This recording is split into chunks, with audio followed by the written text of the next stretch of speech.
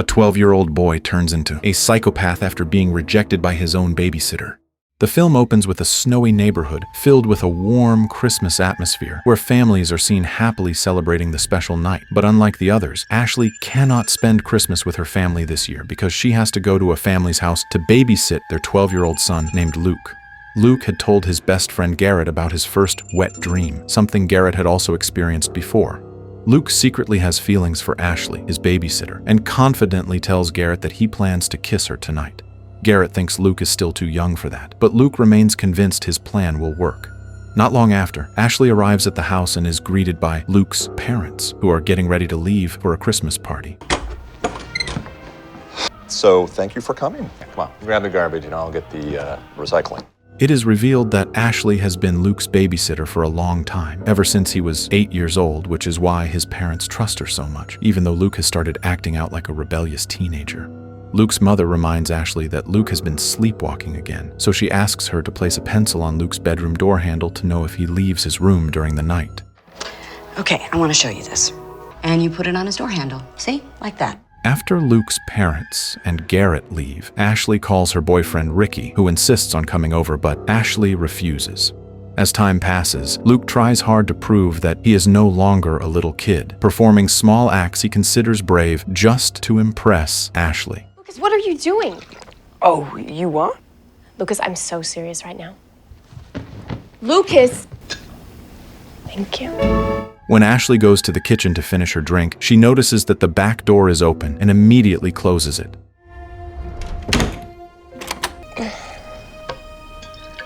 Ricky calls again, but Ashley hangs up because their argument is starting to annoy her. Even though Luke knows Ashley's boyfriend keeps calling, it does not stop him from continuing to flirt with her. Soon after, the landline phone in the kitchen rings, but no one answers on the other end. Hello?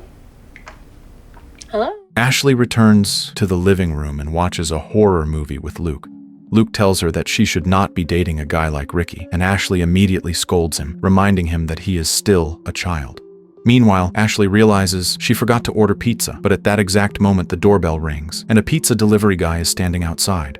Ashley says she did not order anything, but Luke insists that maybe his father did, so they end up taking the pizza. They eat together while watching the movie, and Luke keeps trying to get closer to Ashley, even placing his hand on her thigh, which she quickly brushes away, then resting his head on her shoulder until the moment is interrupted by a phone call Ashley receives. I'll talk to you later, maybe. After ending the call, Ashley sits back down next to Luke, and they continue watching, but suddenly Luke tries to forcibly kiss her. Ashley is clearly shocked and frightened, immediately pulling away and firmly rejecting Luke's behavior. Not long after, Ashley receives a call from a mysterious man who claims that he is watching her, causing Ashley to panic as she looks toward the back window but sees no one. If you can see me, how many fingers am I holding up? When she notices that the back door is open again, Ashley urgently asks Luke to hand over his phone, but it accidentally falls into the aquarium. Shortly after that, the intruder finally appears and turns out to be Garrett, who claims he was only trying to scare Ashley with a prank. Before things can calm down, they suddenly hear suspicious noises coming from upstairs, so Ashley grabs a kitchen knife and goes up to check the situation, followed by Luke and Garrett, where they discover a second-floor window shattered by a thrown brick.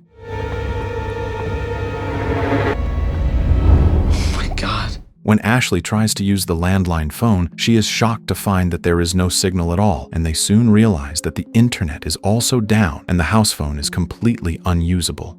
Ashley plans to escape using her car, but the attempt fails when she discovers that the tires have been slashed with a knife. Garrett shows them the writing on the brick, which contains a threat warning them not to leave the house or they will die. But Garrett panics and ignores the warning, running out to the front yard where he is suddenly shot by a mysterious figure. Terrified, Ashley and Luke hide from the intruder and decide to climb up to the attic, trying to avoid the mysterious person who has now entered the house.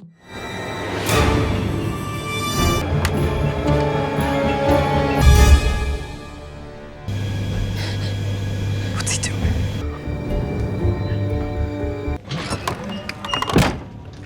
Good, Luke. We're just gonna stay here until they leave. Fortunately, the intruder does not notice their presence in the attic and leaves the room. Ashley panics when she encounters a spider and almost falls from the attic, but Luke manages to save her. After they climb down, Luke retrieves a weapon hidden in his parents' bedroom and then leads Ashley into another room, even though the intruder is still roaming the house.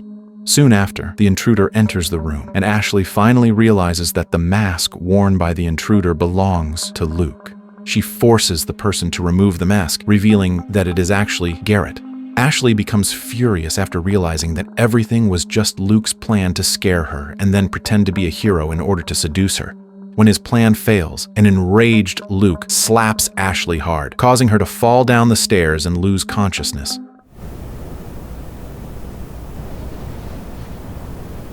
When Ashley wakes up, she finds herself tied to a chair with her mouth taped shut, while Luke and Garrett casually walk around the house. Luke then confesses his feelings to Ashley despite the 5-year age gap between them. The two boys force Ashley to play a game of truth or dare, with Luke daring her to admit whether she has ever had sex with another man, while Garrett dares Luke to grope Ashley's chest. An argument breaks out, with Garrett telling Luke to dare himself to touch Ashley, but Luke refuses. When Ashley is left alone, she finds a flashlight and shines it toward the window, trying to signal for help, but Luke and Garrett return in time and take the flashlight away. Luke then forces Ashley to drink a beverage that he claims will make her forget everything when she wakes up the next morning, but Ashley knocks the bottle away until it shatters. Bitch! Suddenly, the doorbell rings, and Ashley tries to scream for help, but is immediately silenced as Luke turns the music up loudly. Through the door, they see that the visitor is Ricky, Ashley's boyfriend, who says he came after receiving a message from her.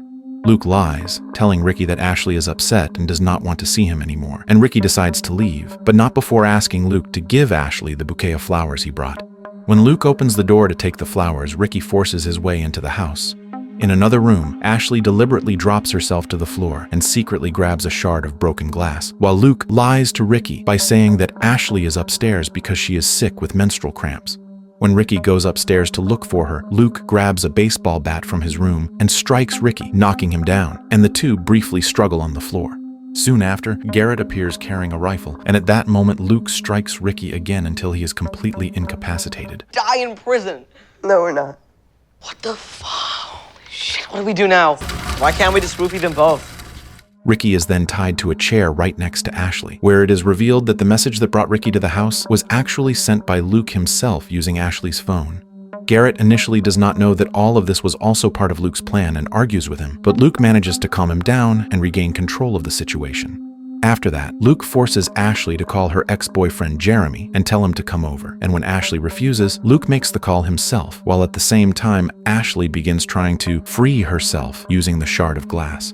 Ricky then deliberately wets himself to distract Luke, and while Luke cleans the floor and steps outside briefly to throw away the rag, Ashley uses the opportunity to free one of her legs. But Ricky's situation only grows worse as Luke and Garrett drag him out of the room. Luke is clearly consumed by jealousy, unable to accept that there is another man in Ashley's life, and he comes up with a cruel idea to hurt Ricky. You painting something? Hey, Garrett, in Scouts, where clove hitches clockwise. Ashley!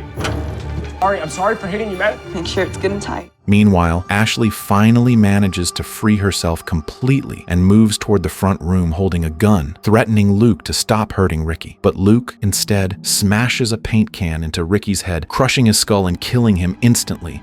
Ashley and Garrett freeze in shock, horrified by what they have just witnessed.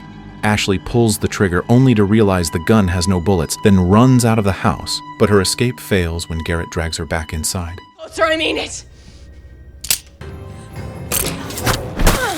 Hey, just come back. Luke ties Ashley up again, this time using Christmas lights, and with a satisfied expression, he casually steps out onto the porch to greet a group of Christmas carolers who arrive at the house. Garrett is visibly shaken and terrified after Ricky's death. Not long after, Jeremy arrives at the house, and Luke warmly welcomes him, saying that Ashley wants to receive an apology letter from him before meeting, while unknowingly to Jeremy, Luke has already prepared a plan to kill him. The hell's that? You said she wanted to see me. This is so fucking stupid. She wants you to write it down. She wants you to apologize. For what? Here. She wants Shakespeare? Hey, kid, where'd you... Inside the house, Garrett finally changes his mind after Ashley makes him realize that Luke is not a good friend and has only been using and manipulating him to fulfill his own desires. However, when Garrett tries to untie Ashley, he impulsively kisses her, which sends Luke into a rage. Luke immediately shoots Garrett, screaming that Garrett forced him to do it, then fires one last shot to make sure Garrett is truly dead. After witnessing all these horrific events, Ashley completely loses hope.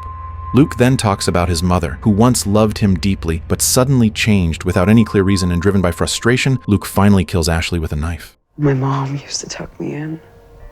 I know exactly why she stopped.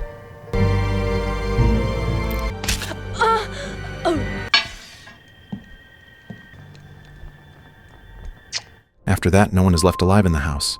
With a satisfied look on his face, Luke begins pacing around, rearranging the bodies and staging the scene to look like a fake crime scene.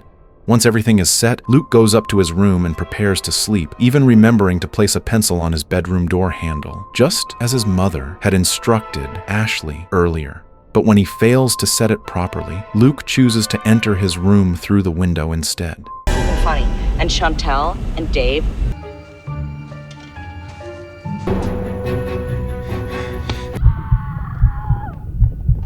Sometime later, Luke's parents finally return home, and Luke pretends to be asleep in his room, acting as if he knows nothing about the chaos and murders that occurred, while his mother hugs him in worry as police officers and paramedics arrive at the scene.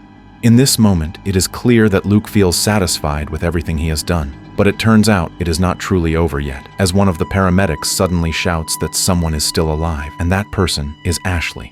Luke watches from his bedroom window in panic as Ashley is lifted into an ambulance, and Ashley briefly looks toward Luke and raises her middle finger at him. Near the end of the film, Luke begins to fear that Ashley will expose all his crimes to the police, so he tells his mother that he is deeply worried about Ashley's condition and wants to visit her at the hospital, and with that, the story comes to an end.